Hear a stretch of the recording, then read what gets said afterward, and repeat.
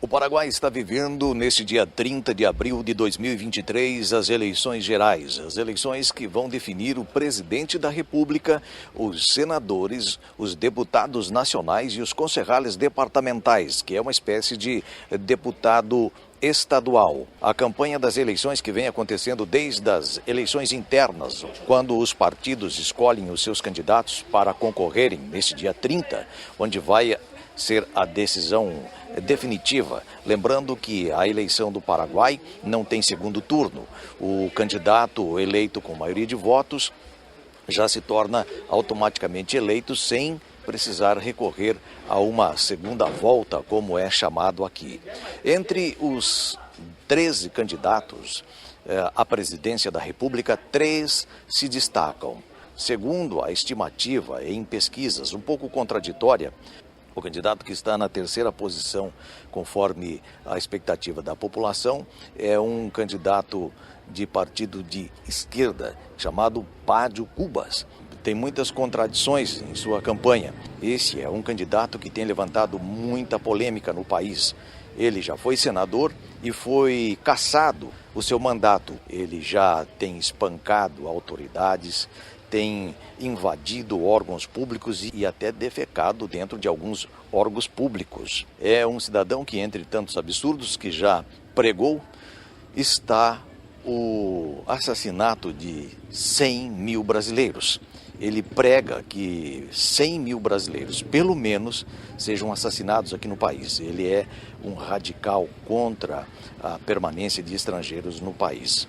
Esse terceiro candidato com mais intenção de votos. O segundo em intenção de votos está Efraim Alegre, que compõe uma coalizão de partidos de centro-esquerda, de progressistas, que também conta com um apoio significante da população.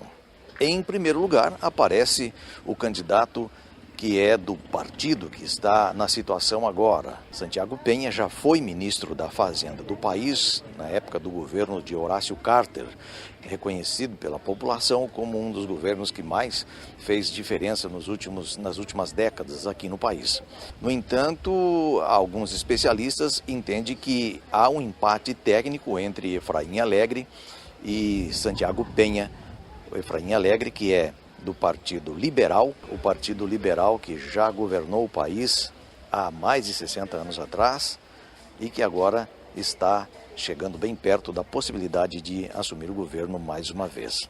O Santiago Penha é um dos candidatos e conta com o maior apoio da população, principalmente da classe empresarial e dos capitalistas, porque ele foi ministro da Fazenda e desempenhou um bom papel, teve uma boa gestão na sua época de ministro da Fazenda.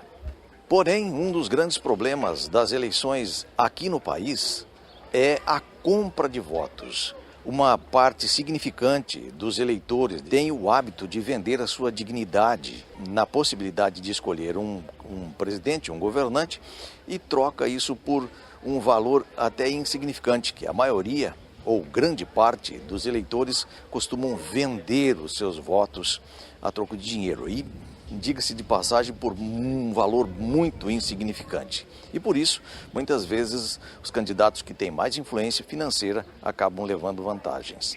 Um dos temas muito debatido aqui é a corrupção. Tem levado a política a uma deterioração muito grande dentro dos órgãos públicos. Especialistas da política do país dizem que a ascensão do radical Pádio Cubas é pelo descrédito que os políticos vêm somando no decorrer desses anos, porque a população já não acredita mais que as promessas, que possam acreditar nas promessas dos políticos. Então, há a expectativa de um voto de protesto contra os políticos tradicionais em favor do político radical que é o Pádio Cubas. No Paraguai, o mandato dura 5 anos e não é permitido a reeleição para presidente da República. A partir das 8 horas da noite de hoje, certamente o país já conhecerá o seu novo presidente. Há uma preocupação com a possibilidade da retomada de um radicalismo político. Por outro lado, uma boa expectativa de que haja continuidade num governo que é tido como um bom governo nos últimos anos. Joe Amaral, Interrede Notícia, das eleições gerais do Paraguai 2023.